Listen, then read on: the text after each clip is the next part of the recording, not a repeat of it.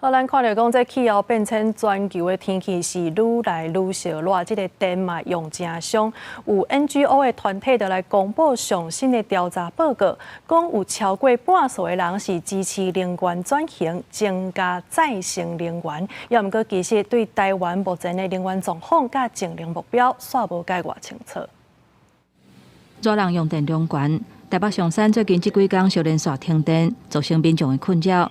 现此时气候变迁的情形之下，全球伫出现破纪录的高温，造成供电硬斗，能源政策就更加重要。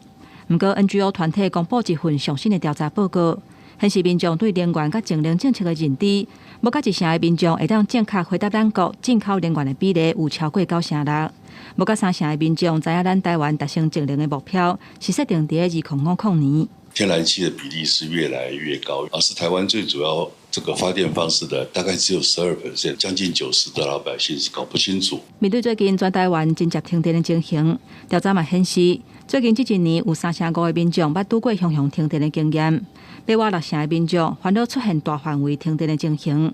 有捌做过台电高层的学者建议讲，台电系统维护的频率都要较接力，经常的做一些这个盘点。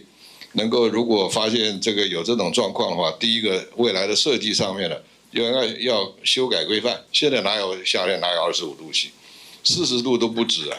因为基金会董事长简佑新，嘛是这礼拜召开的总统府气候变迁对策委员会顾问，嘛提供宝贵的意见。我相信总统开这会最主要目的，也是希望广纳所有的大家的意见。